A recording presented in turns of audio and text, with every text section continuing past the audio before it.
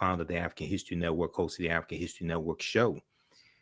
It is Sunday, June 18th, 2023, and we are live. So we know it's Juneteenth weekend. We know there are numerous Juneteenth celebrations taking place in your city, taking place across the country, and probably more so than ever before. But I think it's really important for us to dispel some myths surrounding Juneteenth and understand how to use Juneteenth as a powerful weapon to educate African Americans on history, economics, law, and politics. Also, to give America a massive history lesson, because Americans are very ignorant of history, and also to fight for reparations, dealing with the repairing of the damage of a legacy of 246 years of slavery, decades of Jim Crow segregation, housing discrimination, voter suppression, redlining, closing the racial wealth gap, etc. So we can utilize Juneteenth for a powerful tool, but we cannot allow Juneteenth to be co-opted by other people, and we can't allow it just to be reduced down to a Black version of the 4th of July, where we just have cookouts and barbecues and eat hot dogs and things of this nature, drink beer and have a party. Okay. So hope everybody's doing well. Click like or give us a thumbs up on this broadcast. Follow us on our fan page, The African History Network, and our YouTube channel, Michael Imhotep, Imhotep. I'll also give you some information about class number 1 of our online class starting up today. After I finish this broadcast, Ancient Kemet, the Moors, and the Ma'afa, understanding the transatlantic slave trade, what they didn't teach you in school. So we have the information in the thread of this broadcast, so you can register for that 12-week online course. Okay, so if we're going to look at some Juneteenth history quickly here, okay, and then I'm going to cite some articles that just came out recently and in the past couple of years that dispel myths. So blackpast.org has a good article, blackpast.org, Juneteenth, the growth of an African-American holiday. And if we look at this briefly here, I want to focus in on this part right here. It talks about how Texas was far removed from battles during the Civil War, and Texas became a safe haven for slave owners. Okay.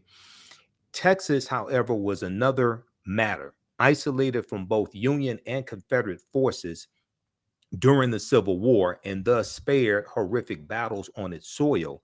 Texas has become a place of refuge for slaveholders. Texas has become a place of refuge for slaveholders seeking to ensure that their property would not hear of freedom.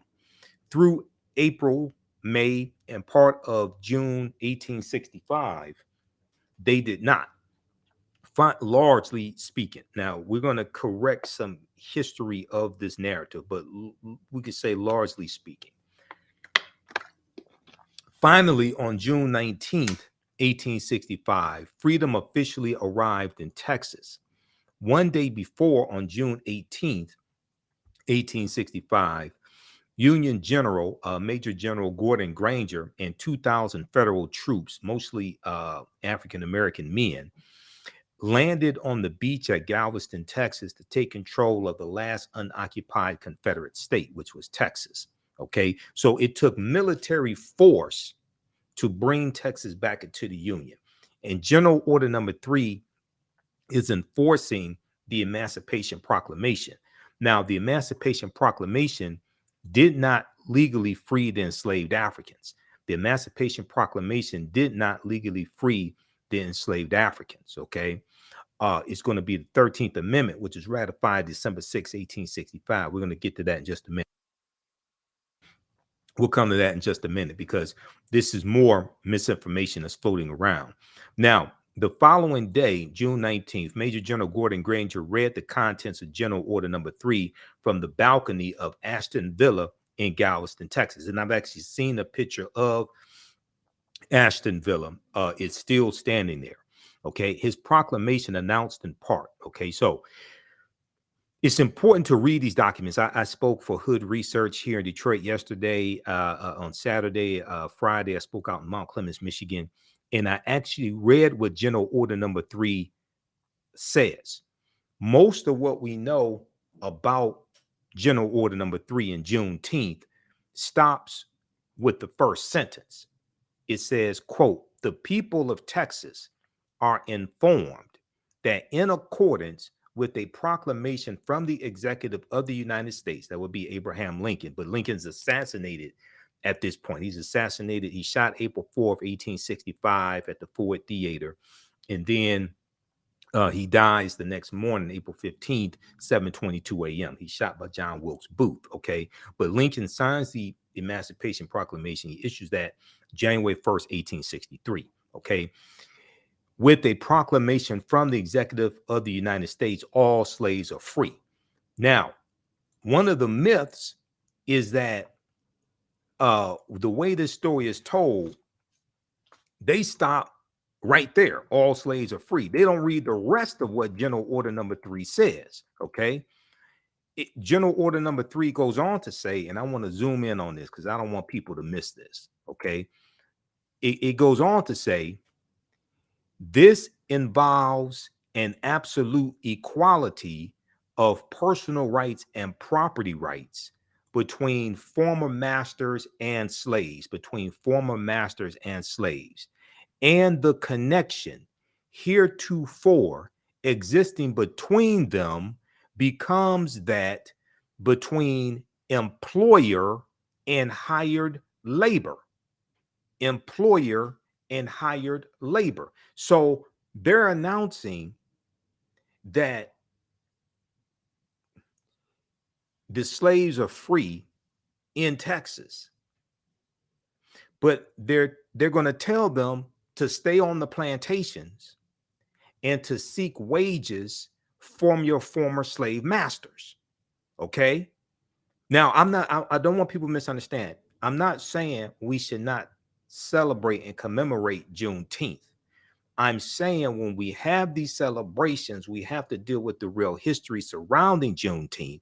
We have to correct the history of Juneteenth and protect the history of Juneteenth. And we have to have information and teachings that are incorporated into our celebrations that deal with history, economics, law, and politics. Remember the acronym HELP: history, economics, law, and politics.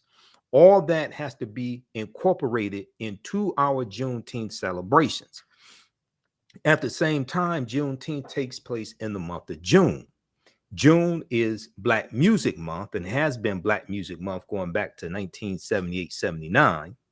So we also, when you study the origins of these festivals, and in 1866, the year after 1865, 1866, you're going to have Jubilee Day that is first celebrated in Texas. And Jubilee Day is going to become Juneteenth. And they had music. They had celebrations. I totally understand being on a plantation in Texas and you not knowing when freedom is going to come. So I totally understand there were celebrations that broke out when those Africans got the news. There were celebrations subsequent years to commemorate those Africans getting the news. I totally understand that because many of you all have a celebration celebrating freedom from Friday evening to Sunday night, and you go to happy hour on Friday because you don't have to go to work the next day. So I totally understand them having celebrations. I'm not blaming them. Okay. But it's important for us to really understand this history of what happened, and then the history that happens after 1865 when we go into the Reconstruction era, 1865, 1877. Where you have advances that African Americans are making, and then we have a reversal of those advances with the Compromise of 1877 between Rutherford B. Hayes and Samuel J. Tilden. And Rutherford B. Hayes, the candidate for president, the Republican candidate for president, agrees to remove the Union troops out of the South, who were to a certain extent enforcing the new rights that African Americans had, And this allowed the white supremacists, this allowed those Democrats, those of the Southern Democratic Party, the Southern Democrats, this allowed them to take back full control of the state legislatures, of the state government, of the local government, and continue the domestic terrorism against African Americans. And then we go into the Jim Crow era, okay?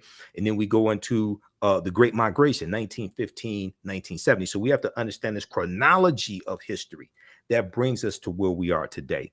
And in these celebrations that we have of Juneteenth, we have to deal with the voter suppression and the rewriting of state constitutions that took place after Reconstruction ended largely, starting with the Mississippi State Constitution, State Convention of 1890, when they imposed poll taxes and literacy tests to suppress the African-American vote.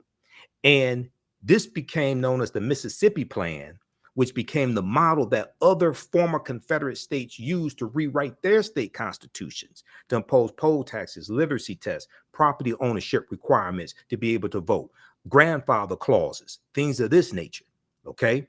So all this history has to be infused. This teaching has to be infused into our Juneteenth celebrations to make this celebration a powerful tool for liberation. It can't just be a Black version of the 4th of July.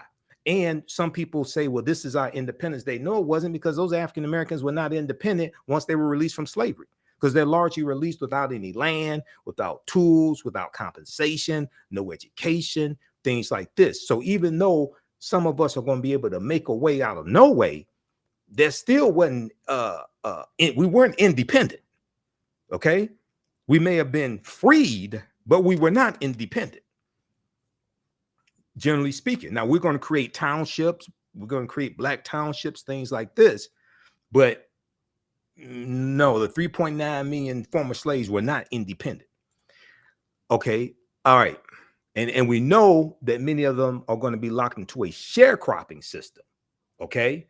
To find because the South is trying to find a way they're trying to figure out where's the labor force going to come from, because the Union just freed, the enslaved Africans. Okay, so where's the labor force going to come from? So the sharecropping system is going to re-enslave many of those Africans after the 13th Amendment is ratified December 6, 1865, which legally ends chattel slavery. All right, so let's continue here. All right, so special General Order number 3 says that Major General Gordon Granger delivers June 19th, 1865. It says the people of Texas are informed that in accordance with a proclamation from the executive of the United States, all slaves are free. Okay, once again, in a lot of the news stories, MSNBC, CNN, things like this, a lot of this, they're going to stop right there. No, read the rest of it. This involves an absolute equality of personal rights and property rights between former masters and slaves, and the connection heretofore existing between them becomes that between employer and hired labor. Employer and hired labor. The freedmen are advised to remain quietly at their present homes and work for wages. So they did not want these Africans to leave the plantation. They didn't want them roaming around the South, coming up north. They wanted them to stay on those plantations and work for wages. Okay, work for salary. It goes on to say, General Order number 3 goes on to say, they are informed that they will not be allowed to collect at military posts, and that they will not be supported in idleness either there or elsewhere. So don't go to the military posts of the Union troops. Stay on the plantations. Continue to work for your former slave master for wages. Okay. Now, word of emancipation gradually spread over the vast state of Texas, despite the efforts of some slaveholders to maintain slavery. African Americans, however, would not be denied the liberty that had eluded them so long. When the news came, entire plantations were deserted. So some are still going to leave the plantation anyway. Some are still going to leave. Many African Americans brought from Arkansas, Louisiana, and Missouri during the Civil War returned home, while Texas freedmen, former slaves, headed for Galveston, Texas, Austin, Texas, Houston, and other cities where federal troops were stationed. Okay. Okay, now read the rest of this article here. Juneteenth, the growth of an African-American holiday. Okay, this is at blackpast.org, blackpast.org. Okay, now we're going to dig deeper because I want to correct some misinformation. We're going to look at some myths dealing with Juneteenth. It's important for us to correct this misinformation when we come together and have these celebrations. Okay, and it's all right to it's all right to commemorate what's take place and celebrate freedom. The Emancipation Proclamation did not free the enslaved Africans. Okay, and the reason why I did not free them is, so if we look at this article here from history.com, official website of the History Channel, and I teach a lot of this history in my online classes. Okay, we have an online class that's starting up today, and I'm going to start teaching this as soon as we finish here with this broadcast. So we're going to start it shortly. We started 6 p.m. Eastern Standard Time today. I'm going to post a link here for ancient Kemet, the Moors, and the Ma'af for understanding the transatlantic slave trade, what they didn't teach you in school. We also have the information at our website, TheAHNShow.com, TheAHNShow.com. Okay, so the class is on sale, $80, regularly $130, and we do the sessions live. All the sessions are archived and recorded. You can go back and watch it anytime. All right, so we just posted the link here, and it's on the homepage of our website. All right, now let's look at this here. Why did not the Emancipation Proclamation legally free the enslaved Africans? Okay, when you read it, and we learned in elementary school, Emancipation Proclamation freed the slaves, things like this, right? If you read this article here from history.com, official website of the History Channel, what is Juneteenth? What is Juneteenth? The Emancipation Proclamation issued by President Abraham Lincoln on January 1st, 1863, had established that all enslaved people in Confederate states in rebellion against the Union, quote, shall be thenceforward and forever free, end quote. Okay. Now there's a problem here. Okay. The territories in rebellion, the states in rebellion separated from the Union. They seceded from the Union, so they were no longer under the authority of the Union. So the Union and Lincoln had no authority to dictate to them to do anything. This article here goes on to say, but in reality, the Emancipation Proclamation did not instantly free any enslaved people. The proclamation only applied to places under Confederate control and not slaveholding border states or rebel areas already under Union control. However, as Northern troops advanced into the Confederate South, many enslaved people fled behind Union lines. So you remember Ahmad Abri, okay? Ahmad Abri killed in Georgia, right? And the three white men that killed Ahmad Arbery,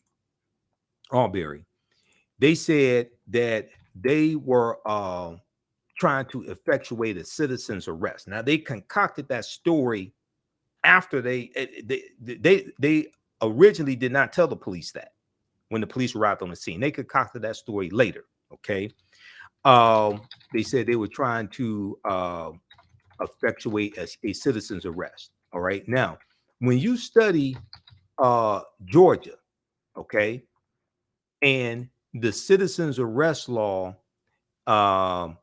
in Georgia, that citizen's arrest law dates back to 1863 during the Civil War, when Georgia was part of the Confederacy.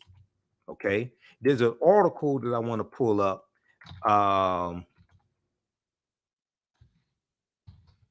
talked about this during that period of time when the trial was taking place.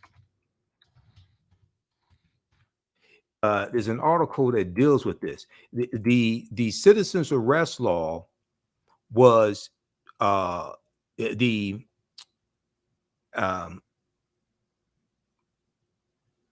law dating back to 1863 in Georgia that dealt with um, targeting runaway slaves from plantations in Georgia.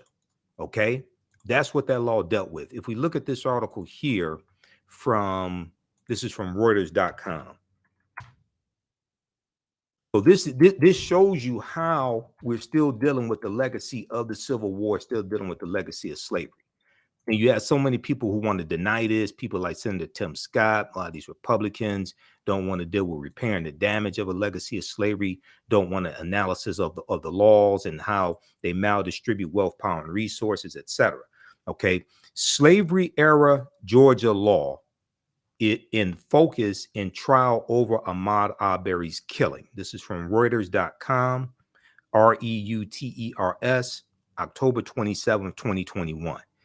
And in the article, it says that before Ahmad Arbery's killing, the law had largely been unchanged since it was codified in 1863.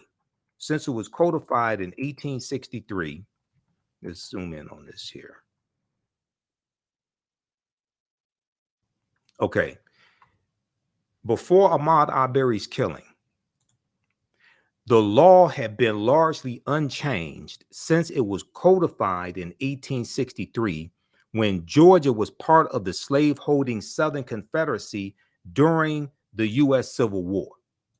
Okay, most of the United States had codified some sort of law allowing citizens arrest. The American Civil Liberties Union and others that successfully sought to repeal the law said the state's statute was originally passed, the state of Georgia, the state statute was originally passed to enable the capture of escaped slaves. So this law, dating back to when Georgia was part of the Confederacy in 1863, it was targeting runaway slaves who were running away from the plantations in Georgia, running behind the Union lines during the U.S. Civil War. This is what this law was targeting. Okay. And that law, a version of that law, still remained in place when Ahmaud Arbery was killed. Now, after his death, the law was repealed. Georgia State Legislature and Governor Brian Kemp repealed the law after Ahmaud Arbery is killed. But this still, so you have all these people say, "Oh, that was a long time ago. That has nothing to do with today." That's a lie. That's why we have to utilize this history, utilize this celebration of Juneteenth to force into the national conversation a history that many state legislatures, especially in these former Confederate states, are passing laws to suppress the teaching of that history in their schools. See, Americans are very, very ignorant of history. So when we try to seek a legal remedy for a historical problem, that implies we must understand both law and history. And a lot of people who we have to go through to get these laws passed are ignorant of both. Okay, let's continue here. All right, now. All right, so let me close out this article here. That's from Reuters.com. You can check that out.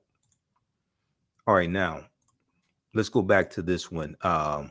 Okay, so I want to go to, so we looked at the one from blackpast.org, okay, just to get some general information on Juneteenth. Now, let's go back and look at this one from history.com, okay. The Emancipation Proclamation only applied to places under Confederate control and not slave-holding border states like Maryland, Missouri, Kentucky, and Delaware. They were allowed to keep their slaves. And it did not apply to rebel areas already under Union control. However, as Northern troops advanced into the Confederate South, many enslaved African people fled behind Union lines. All right. Okay, so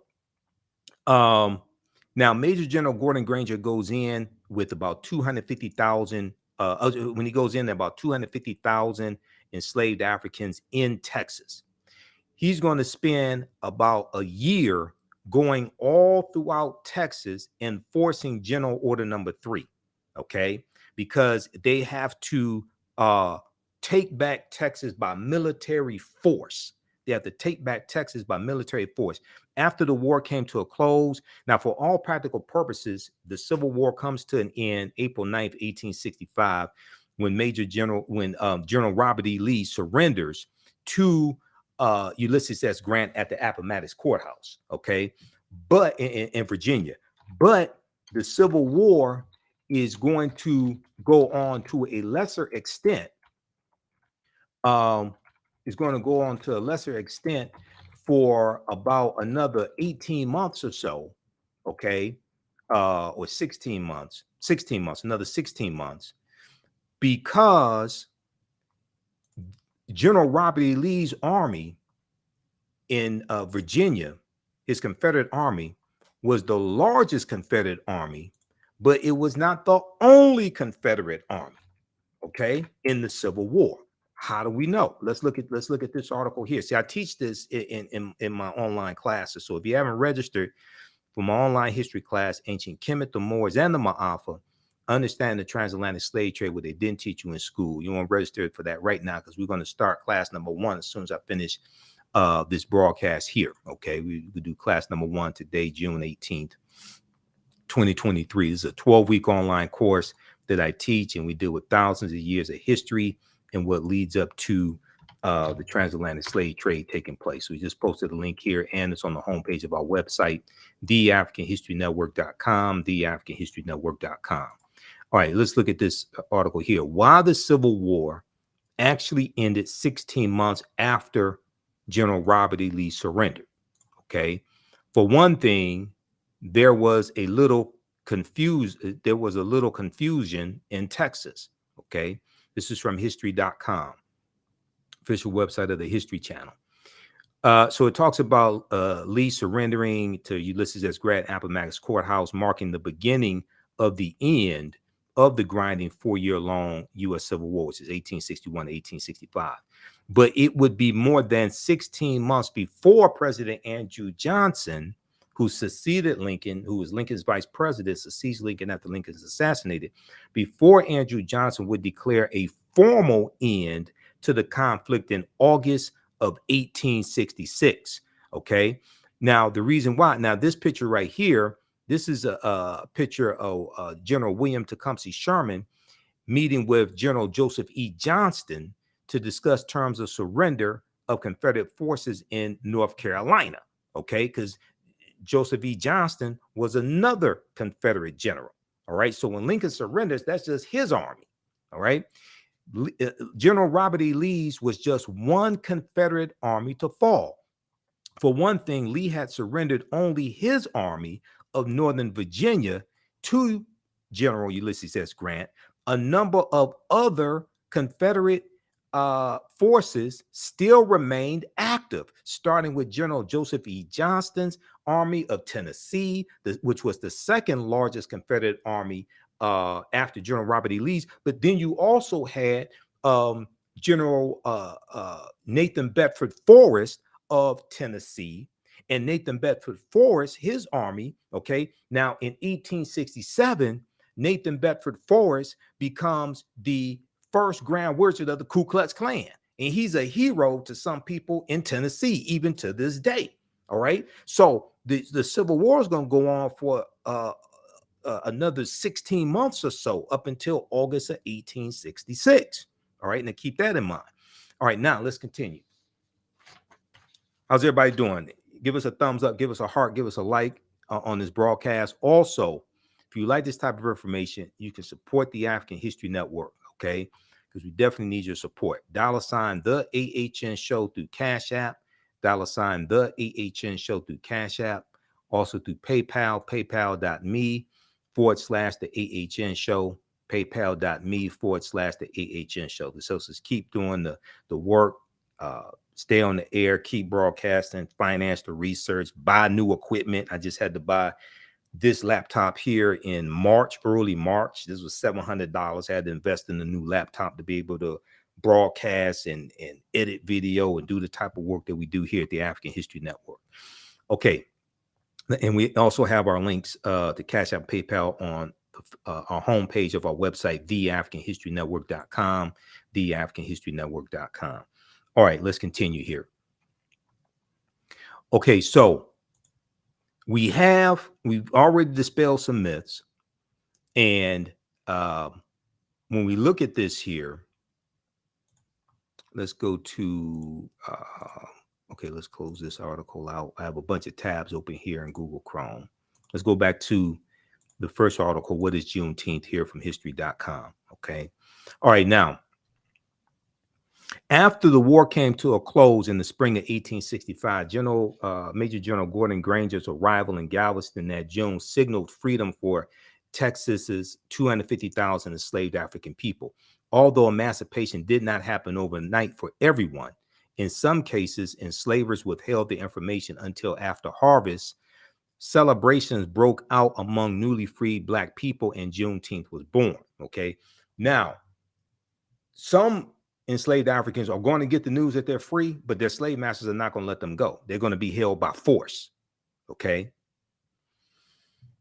So Juneteenth was not the last day of slavery. June 19th, 1865 was not the last day of slavery. Some of these Africans are going to be held in captivity until the next year, 1866. And the Emancipation Proclamation does not legally end chattel slavery. What legally ends chattel slavery is when the 13th Amendment to the U.S. Constitution is ratified December 6, 1865. When the 13th Amendment to the U.S. Constitution is ratified December 6, 1865. That's legally going to end chattel slavery. Okay. All right. Now, the year following 1865, freedmen, these former slaves, freedmen in Texas, organized the first of what became the annual celebration of Jubilee Day on June 19th. Now, June 19th was not the date that all 250,000 or most of the 250,000 enslaved Africans got the word that they were free. Once again, Major General Gordon Granger and his troops are going to go throughout the state of Texas for almost a year, delivering General Order number 3, enforcing it, and taking back control of the state of Texas by military force. June 19th was the date that was agreed upon to celebrate those enslaved Africans getting the word of General Order number 3 and it being delivered. But that was not the only day that it was delivered. That was not the day that all of them got the news. Okay, that's the date that was the date agreed upon to celebrate them getting the news and General Order number 3 being delivered. All right, now in the ensuing decades, Juneteenth commemorations featured music, barbecue, prayer services, and other activities. And as African Americans migrated from Texas to other parts of the country, the Juneteenth tradition spread. In 1979, Texas became the first state to make Juneteenth an official holiday. Several others followed suit over the years. In June 2021, Congress passed a resolution establishing Juneteenth as a federal holiday. President Joe Biden signed it into law on June 17, 2021. Now, we know that African Americans like Opal Lee, African-American woman Opal Lee, a former teacher, she fought for decades to make Juneteenth a federal holiday. Okay, so we don't want to leave out the African Americans who fought for this, and also Representative Sheila Jackson Lee from Texas sponsored this bill in the House of Representatives. Okay, so somehow the African Americans that fought for this get left out of the conversation, and some people just want to say, oh, President Joe Biden just signed it into law. No, this was a long hard fight. And I saw some misinformation floating around. President Joe Biden gave this to us, or he chose this holiday for us. No, he didn't. That was a fight that's been taking place for years. And go back to 2020. They tried to get the bill passed in 2020 after George Floyd was killed, because in June 2020, when Juneteenth was celebrated, there were a lot more people celebrating it, because that was the month after George Floyd was killed, May 25th, 2020. And they tried to get the bill passed then to become a federal holiday, but it was blocked in the Senate by Senator Ron Johnson of Wisconsin, who cited the cost of another federal holiday, because that's a paid day off for federal workers. So you have to pay them. He said he wasn't racist. He just cited how much it would cost to have another federal holiday, a paid federal holiday, a paid day off. Now, in 2021, he didn't object to the bill. If I remember correctly, he turned around and voted for the bill, the same bill that he blocked in 2020. Okay. But oftentimes we give white people too much credit for efforts that we organize to force to bring into existence. Okay. All right. Now, I want to look at a few more myths here, and then I got to get out of here and teach this class also. All right, now let's look at this article here. I was reading this article from historian Peniel Joseph. This is called "The Story We've Been Told About Juneteenth Is Wrong." The story we've been told about Juneteenth is wrong. All right, and this is from Texas Monthly. TexasMonthly.com. Yes, TexasMonthly.com. This one right here. It's a really, really good article. And I've been studying the history of Juneteenth for years. I have lectures on it. So if you go to my website, I have a 2.5-hour lecture that you can order. And we also have it in a digital download format, TheAHNShow.com. Okay. That deals with Juneteenth history, Emancipation Proclamation. We deal with a lot of history there. Okay. The story we've been told about Juneteenth is wrong. And let me zoom in on this here.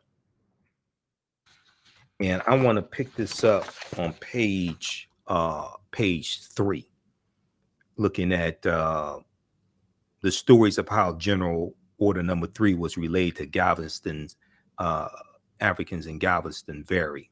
Let me see. Let me scroll down just a second here. Let's go to this here.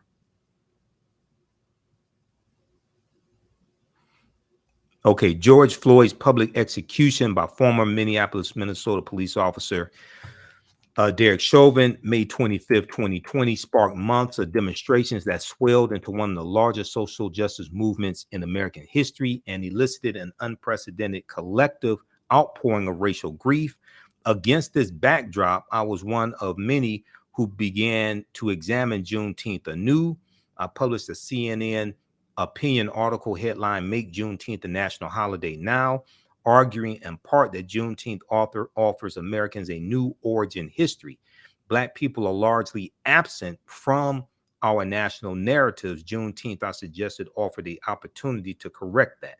But we have to correct the history of Juneteenth and protect the history of Juneteenth. Okay. Now, yet the real history of Juneteenth remains largely unknown. The myriad ways in which Black freedom was persistently sabotaged, beginning with Major General Gordon Granger's original order and continuing through today, at a moment when our national narrative is hotly contested. The teaching of history is under attack. The teaching of history is under attack, which lends more urgency to an earnest reckoning with the meaning of Juneteenth, what we are celebrating when we observe it, and should we be celebrating it at all? Is it actually an indictment of America, a repudiation of the 4th of July, or as Dr. Ishaka Musa Barashango called it, the 4th of July? He wrote the book, African People and European Holidays and Mental Genocide, Dr. Ishaka Musa Barashango. Is it a day worthy of veneration, of shame, or of both? Okay, so then he goes in and says, When Major General Gordon Granger first sailed into Galveston, Texas in June 1865, he was accompanied by roughly 2,000 troops, 2,000 Union troops. At the time, Galveston was the most populous city in Texas, with a bustling and lucrative port managed partly by Black workers who transported goods and gossip from around the world, from around the world. Now, Gordon Granger and his staff commandeered a villa in town and set out on the impossible mission of bringing a semblance of order and security to the largest secession state of the newly restored Union. The mood was dark, with cities and rural hamlets still reeling from the physical and economic devastation wrought by the war, because the South is largely devastated by the Civil War.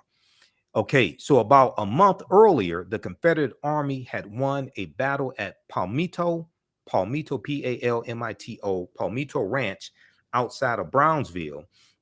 That clash, the last major action of the Civil War, had been waged more than a month after General Robert E. Lee's surrender in Virginia. So once again, the Civil War did not come to an end April 9th, 1865. Okay, it's still going to go on to a lesser extent, and it's going to go on till August of 1866. Without the forceful appearance of Union soldiers, Black Texans had remained imprisoned within the conclusive clutches of a dying Confederacy. Without the forceful appearance of Union soldiers, African-American Texans had remained imprisoned within the convulsive clutches of a dying Confederacy. Okay, the stories of how General Order Number 3 was relayed to Galvestonians vary, but Major General Gordon Granger likely read the order aloud in a public meeting designed to spread the message to as many people as possible. The words, quote, "all slaves are free," end quote, served as a declaration of independence for some and a provocation to others. Granger and his Union troops often encountered a violent, anxious, fearful, and vengeful white population, including Confederate soldiers and sympathizers who engaged in reckless attacks and looting in parts of Texas. So when we have these celebrations of Juneteenth, we need to deal with the real history. And we need to talk about the white domestic terrorism that was taking place in Texas even after General Order Number 3 was delivered, which is why you needed military force to enforce General Order Number 3 and to bring Texas back into the Union. Okay, Juneteenth can't be about watermelon and hot dogs and red pop and all this. We got to deal with we have real work to do when we have these Juneteenth celebrations. Major General Gordon Granger and his Union troops often encountered a violent, anxious, fearful, and vengeful white population, including Confederate soldiers and sympathizers who engaged in reckless attacks and looting in parts of Texas. General Gordon Granger's order was based loosely on President Abraham Lincoln's Emancipation Proclamation. Now, the 13th Amendment to the U.S. Constitution, which made slavery unconstitutional, was not ratified until December 6, 1865, as we already talked about. Now, the order, General Order Number 3, first declared that the formerly enslaved people were free based on, quote, absolute equality and personal rights and rights of property, end quote, between Black people and those who have presumed legal ownership of them. This is the happy news upon which most Juneteenth celebrations are based. This is the happy news upon which most Juneteenth celebrations are based. It's also an oversimplified tale of what happened that day, okay, and subsequent days. because everybody, they didn't go all throughout Texas in one day. They were on horseback, not Escalades. They didn't go all throughout Texas in one day. A common view about Juneteenth in both Black and white communities is that Black folks in Galveston and around Texas were slow to hear or fully grasp the news about the Civil War's end and the arrival of liberty. This is the story, historian Peniel Joseph, who wrote this article, he's saying this is the story that he was told in church, but that's not entirely true. Some portion of Black Texans, some portion of African Americans in Texas, especially those working in the port of Galveston, Texas, knew that the tide of the Civil War had long ago turned in favor of Union troops. They had also probably caught wind of the Emancipation Proclamation from travelers disembarking on the wharves. Further, they likely heard what must have seemed to be fantastical tales about regiments of Black soldiers in the Union Army. News of the impending freedom had almost certainly reached other parts of Texas when enslaved African Americans from the Deep South were transported to the Lone Star State during the war, because Texas was a safe haven for slave owners. So you had slave owners coming from surrounding states, Mississippi, Alabama, Georgia, Louisiana, taking their slaves into Texas, okay, getting away from the Union troops in those surrounding states, all right? And they're going to be taken by force. So Texas was a safe haven for white slave owners fleeing Louisiana and other areas of the Confederacy being conquered by Union troops. But the news held little practical meaning so long as the state remained under Confederate control. The arrival of some 2,000 federal troops appeared to mark an end to white rule over Black Texans.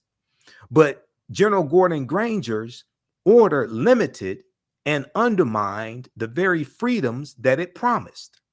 The relationship between former masters and enslaved people would now evolve into a vague contract between employers and hired labor. Quote, the freedmen are, so this is directly from General Order number 3, quote, the freedmen are advised to remain quietly at their present homes and work for wages, end quote, read the order. But how could Black Texans enjoy freedom while remaining on plantations? How could Black Texans enjoy freedom while remaining on plantations?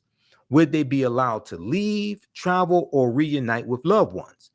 Were they forbidden from becoming entrepreneurs and landholders? Furthermore, now, as we already said, some of them are going to leave anyway.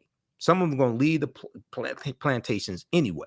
And they're going to be celebrations that broke out. And I totally understand the celebrations. I'm not mad at them for having celebrations, because even though 100% of freedom didn't come, if you think that if you think you may die a slave, and now you see a light at the end of the tunnel, okay, you're going to have a celebration. I totally understand that. Furthermore, Black men and women were warned not to flock to military posts. Since 1863, when Black men were allowed to enlist in the Union Army, its military posts have become beacons for freedmen.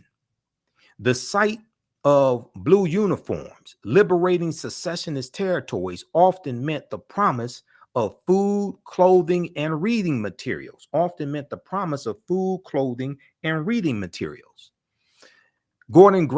General Gordon Granger's warning that Black Texans will not be supported in idleness on military posts or elsewhere was an admonishment, a warning, suggesting that they could not rely on federal troops, whether those Texans were seeking protection, searching for news about family and friends, looking for work, or in need of food.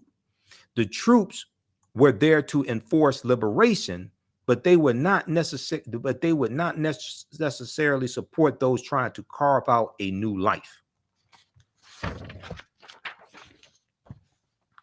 All right, now this is why even after General Granger arrived, many Black folks responded to the news of freedom cautiously. Many Black folks responded to the news of freedom cautiously, fearing reprisals, fearing backlash from white people in Texas. Yet, as word spread, some did walk away from plantations. Others rejoiced, exulted, and stayed put while planning their next moves. Fears among Black Texans were often borne out. Fears among Black Texans often came true.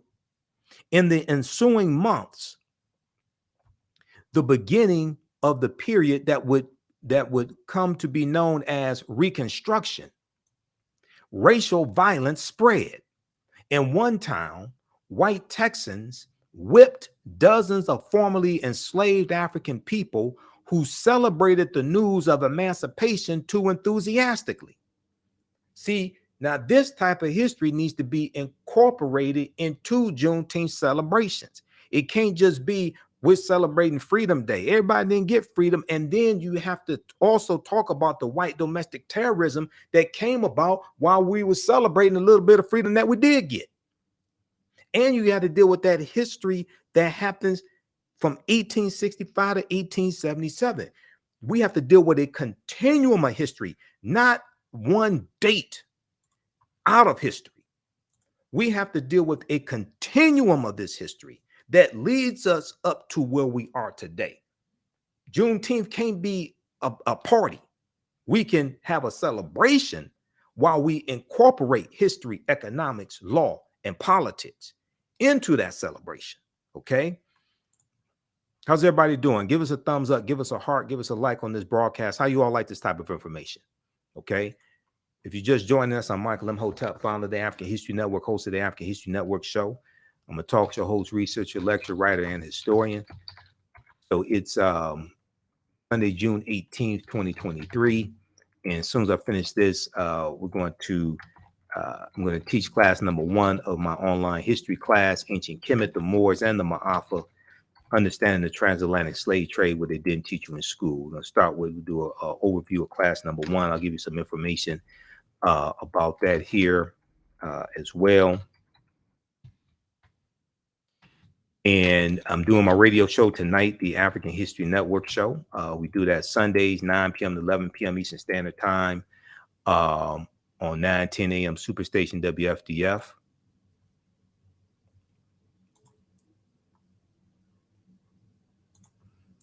All right, let's see here. Okay, let's continue.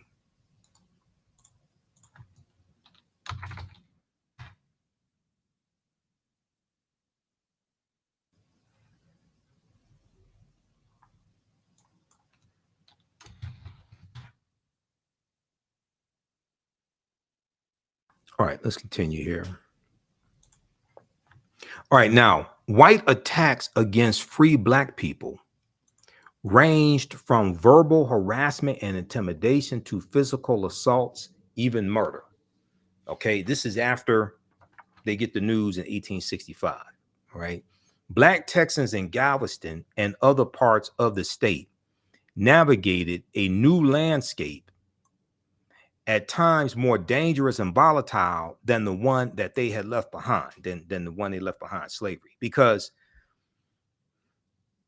during slavery, they had some type of value to the slave owner. So even though many slave owners were abusive, there's still, you weren't subject to domestic terrorism from other white people attacking you because they knew you were owned by somebody. Whereas after slavery ends, you open to generally speaking, you're open to domestic terrorist attacks from anybody because you weren't owned by somebody. Now, so you have you have the ending of one chapter and trying to navigate having these new freedoms, but then also dealing with the bushwhackers who were Confederates who would raid camps and attack African Americans, kill them. You're going to have the creation of the Ku Klux Klan, December 24th, 1865 in Pulaski, Tennessee. About a week or so after the 13th Amendment is adopted, December 18th, 1865. And you're going to have these other domestic terrorist organizations that come about to keep African Americans in a subservient, servile position. Now, the backlash of many white residents against the ideal of Black citizenship and dignity will become a normal feature of Texas's political landscape, a legacy that persists today.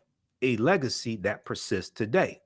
Just as limitations, and all we got to do is look at two African-American members of the state legislature in Texas, Justice Pearson and Justin, I think it's Justin Johnson. We saw them being expelled for standing up and wanted to deal with common sense gun laws in Texas and see those white supremacists in the Texas state legislature vote them out. And the white female Texas lawmaker, she was saved by one vote. She almost got voted out also. Just as limitations on Black freedom were baked into Gordon Granger's emancipation announcement, racial discrimination became embedded in public policies that propagated unequal housing and employment opportunities, wealth gaps, educational and residential segregation, police brutality, and political disenfranchisement. Black codes in Texas and throughout the South prevented African Americans from voting, securing fair labor contracts, attending racially integrated public schools, or owning land. For many years, General Granger's arrival in Galveston, Texas, freedom, for many years after General Granger's arrival in Galveston, Texas, freedom could not be publicly enjoyed in some parts of Texas, even on Juneteenth itself. Okay, so read the rest of this. Is an extensive article by historian Peniel Joseph. It's from TexasMonthly.com. It's called "The Story We've Been Told About Juneteenth is Wrong." The story we've been told about Juneteenth is wrong. All right, now, if we look here at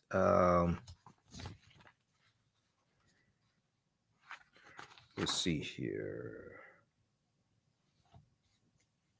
Okay, so that deals with dispelling some of the myths dealing with Juneteenth. There's also another article that you can check out. This is from a couple of years ago. This is from the Washington Post. This is called 5 Myths About Juneteenth. No, it's not the only celebration of emancipation. 5 Myths About Juneteenth, okay? Because they mention in here, there's a celebration of emancipation older than Juneteenth by a couple of years. And that is in Gallipolis, Ohio. A town in Gallipolis, Ohio, had the real oldest celebration of the end of slavery. That celebration began September 22nd, 1863, a year after Abraham Lincoln signed the preliminary draft of the Emancipation Proclamation that he issued September 22nd, 1862. Okay, but it's the first national holiday dealing with slavery at all. Okay, so check that out at WashingtonPost.com. All right. If you like this type of information, guys, please register for the 12-week online course that I teach. We're about to teach class number 1 of it right now at our online school. So the class is on sale, $80, regularly $130. It helps us keep doing the research, stay on the air, keep broadcasting, pay some of the bills, etc. It's a 12-week online course that I teach ancient Kemet, the Moors, and the Ma'afa, understanding the transatlantic slave trade, what they didn't teach you in school. And let me see here. Got this here. I'm going to post the link here once again.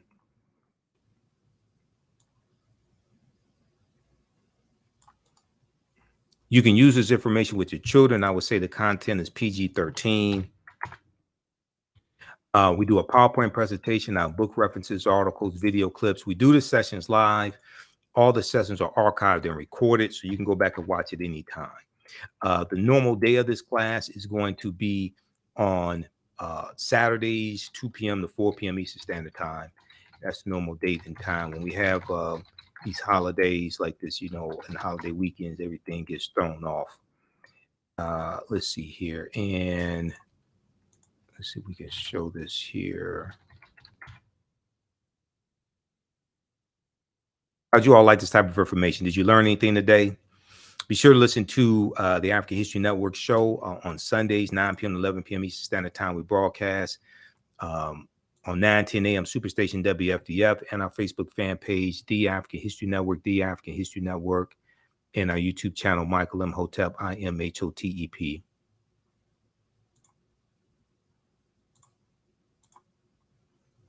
Okay, so when you go to our website and you scroll down the screen, you'll see the information about our radio show. Sundays, 9 p.m. to 11 p.m. Eastern Standard Time. PayPal, Cash App information. This is our official Cash App account, $TheAHNShow, $TheAHNShow. When you go to it, it'll say Michael. It may show my picture there. Click right here for Cash App. Takes you to our Cash App QR code also. Now, these other ones are fake African History Network Cash App accounts. Our tag is $TheAHNShow, SHOW. So if you type it in manually, type in the full Cash App tag, because some of these other fake ones will come up first, and they've been stealing money from us. It's like 5 fake ones out there I've identified. I'm still trying to get them shut down. I've opened up a fraud report with Cash App last year. I'm still trying to get them shut down. But here's information here about our online class, Ancient Kemet, the Moors, and the Ma'afa, understanding the transatlantic slave trade. Kemet's one of the original names for Egypt. The Ma'afa is a Kiswahili term which refers to the transatlantic slave trade, which is our great disaster. So click right here, register for full 12-week course. It's on sale, $80, regularly $130. You also get free 5 free lectures of mine that are in the video library. Okay, so this is our summer class. Scroll down, just click right here on the purple button. It says enroll here. It says enroll, and you can do debit card, credit card, PayPal. If you want to do Cash App, email us at AHNShow. AHNShow at TheAfricanHistoryNetwork.com, or email us right through the website to pay through Cash App. Okay. All right. So you're going to learn so much in this class. We cover about 80 to 100 articles. There's 7 books that we use as our main books as reference. You don't have to buy any of these books. We show them. I show you an excerpt of them on the screen. I do a PowerPoint presentation as well. I put together the whole curriculum for this class. I've been teaching this class on and off since 2017. I've been studying history 31 years. You see my videos. You see me on the African History Network show. You see me on Roland Martin Unfiltered and Faraji Muhammad show, The Culture. So register for this class, and we'll see you in class in a few minutes. Remember, right now is corrects wrong behavior. It's not over till we win Wakanda forever.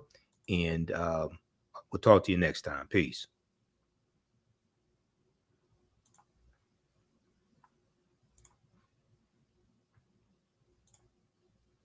All right. Hopefully you all learned a lot from this broadcast. We'll deal with some of this information on our show Sunday night also, the African History Network show. And let me post this right here. Okay.